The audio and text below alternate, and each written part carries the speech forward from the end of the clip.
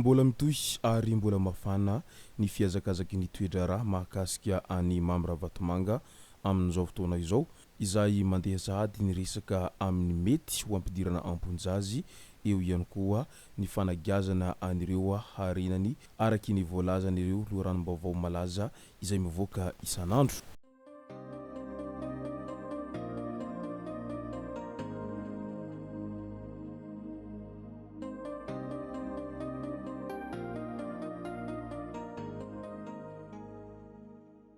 Miarahaba isika rehetra izay mpanaraka tsy tapaka anty-chaîne ity tenako mitiandro androany ity arakin'izay efa voalaza izay dia ny mahakasika ny toy ny raharaha Mambravatomanga no tena iompanantsika ato anatin'ny ity video ity. Marobe moa ny fanontaniana izay mipetraka ao anatin'ity raharaha Mambravatomanga ity hatrany satria raha ny fitoriana izay voarain'ny FCC dia mazava ho azy fa misy olona izay tao ambadika an'izay fitoriana izay fa tsy tongatonga ho azy ity raharaha fanenjehana any Mambravatomanga sy ny fisamborana ireo rehetra izay voasaringotra tao anatin'ity raharaha Mambravatomanga ity hatrany. Araky ny voalazany namana Fernancelo dia ikofalidaya izy ilay nitory any Mambravatomanga tao Maurice tao ka nahatonga ny FCC nihetsika nanokatra fanadihadinina mikasika ny PDG ny Vondrona Sodia araky ny voalazany namana Fernancelo hatrany tao anatin'ny horonan-tsary izay navoaka ny tao anaty page Facebook ny tao. Ny 13 Oktobra 2024 no nametraka io fitoriana io ikofalidaya izany hoe roa herinandro taoriana tongavy Mambravatomanga tany an-toerana tany rehefa nandositra ny alan'i Madagasikara izy sy ny ankohonany ary ny Prime Ministre teo aloha Ntsay Christian Mivady ny aliny 12 Oktobra 2024 voatery nanao siastan'ny tenany tao Maurice nanomboka ny taona 2024 moa ikofalidaya rehefa nenjehan'ny fitondrana teo aloha ho nanao fanondranana volamena antsokosoko taoriany nanohanany any Randrianasolon'ny Aiko sy teny tamin'ny fifidianana filoham-pirenena tamin'ny taona 2024 iny. Mazava arak'izany ny tao ambadika an'izay raharaha fitoriana any Mambravatomanga izay. Ao anatin'izay raharaha Mambravatomanga izay hatrany raharaha maro mahavoakasika ny Mambravatomanga sy ny vadiny ny vahaingotiana Rakotoniary no voarakitra ny FCC na Financial Crime Commission ao anatin'ny affidavit na déclaration sous serment izay nosoratan'izy ireo voaresaka ao anatin'izany ny kolikoly,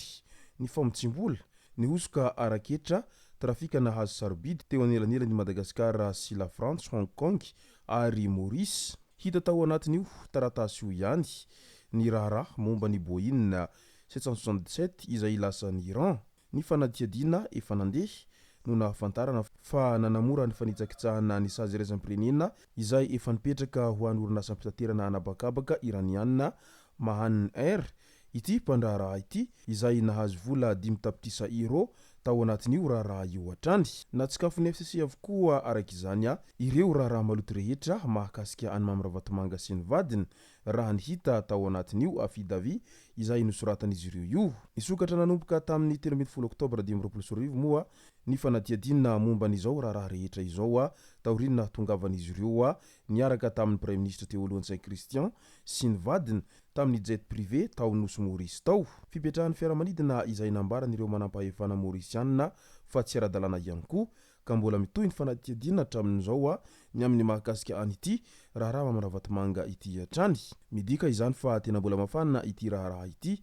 ary eo ampiandrasana an'izay mety ho toy nyity raharaha ity avokoa izany ny mpanarabaovao rehetra amin'izao fotoana izao etsy an-daniny moa dia efa fantatra ihany koa araky ny natsipitsika tery am-piantohana ny amin'ny mahakasika an'ireo izay tambadika an'izao fitoriana any Mambravatomanga izao satria misy amin'ireo olona izay noenjehan'izy ireo teo aloha dia tafapiritsaka sy nanao siastan'ny ainy tany Maurice dia iny izany no nitory any Mambravatomanga sy nanatsikafona an'ireo rehetra ireo tao anatin'ny izay fitoriana izay napetraka tany amin'ny FCC izay. Araky ny fantatra mantsy dia amin'ny alatsinainy ho avy zao no ho fantatra raha hiditra fonja i Mambravatomanga araky ny voalaza hatrany satria hivoaka amin'io alatsinainy voalohan'ny volana Desambra 2024 io ny fanapahan'ny fitsarana ao Port Louis momba ny mpandraharaha Mambravatomanga raha toaka hotazonina ao amin'ny hôpital clinique premium na hampidirana ao amin'ny fonjan'ny Merlozy ny tenany.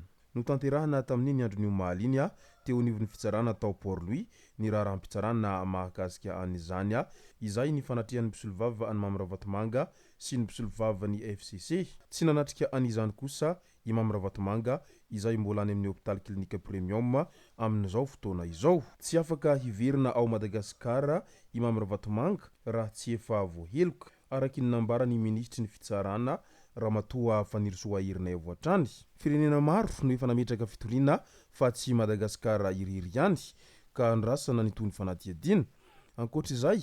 nivoaka ihany koa ny didy izay fampietona sy fanidina ny compte bankin'olona maro izay manodidina any Mamravatomanga satria mantsy raha ny fantatra dia anoany amin'ny 30 any ny compte bancaire ny ity mpandraharaha malagasy ity tao anatiny vaovao izay miparitaka ety sy roatrany ary anankitelo ny malagasy izay nitory any Mamravatomanga atao Nosy Maurice tao ka ireo fitorian'olona anankitelo ireo no nahatonga any FCC izay nanokatra fanadihadiana mahakasika any Andriamatoa Mamravatomanga atao Nosy Maurice tao raha ity raha Mamravatomanga ity dia ahiny ireo mpanao fanadihadiana mafy fa iramy mialy Ravatomanga izay zanaky ny Mamravatomanga no nifandray tamina jet privé sy olona hafa atao Maurice tao mba hanafaingana ny raha tsy nisy afabela na i Mamravatomanga na ny ankaiky azy amin'izao raha izao hatrany raha ny didina voaka ny fitsarana ambony any Nosy Maurice any dia tsy hisy afabela na ilay mpandraharaha malagasy Mamravatomanga sy ireo olona ankaiky azy araky ny didy mpitsarana izay nivoaka ny 13 Oktobra 2024 taoriny fangatahana izay napetraky ny maître Sitaraman sy ny fijerena ny taratasy ary fanambarana natao tamin'ny 12 Oktobra 2024 dia navoaka ny didy araky ny didy fa 70 sy fa 70 ao amin'ny Financial Crime Commission acte 2023 no gejen'ny fitsarana avokoa araky izany ny fananany Mamravatomanga sy ireo olona ankaiky azy na orinasa io na vola any amin'ny banky voarara sy atokana ny vola rehetra ao anatin'ny compte banky ireo olona izay voatontonina anarana maro mo ireo olona izay voatontonina anarana izay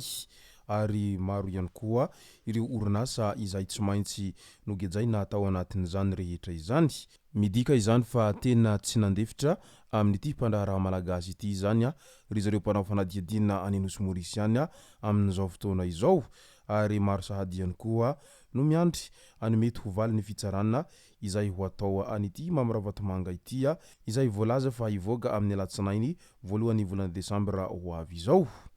izay no masaka azona roso tao anatin'ity video ity tompoko lazy tompoko vavy misoratsika rehetra nanaraka an'ity video ity hatramin'ny farany azadino ny milaiky ny video antsika ary tsaro voatrany ny miabony amin'ny chaîne antsika mba ahafahanareo manaraka tsy tapaka ny video zay lefa nahita isan'andro tompoko lazy tompoko vavy mankasitraka dia mirary soa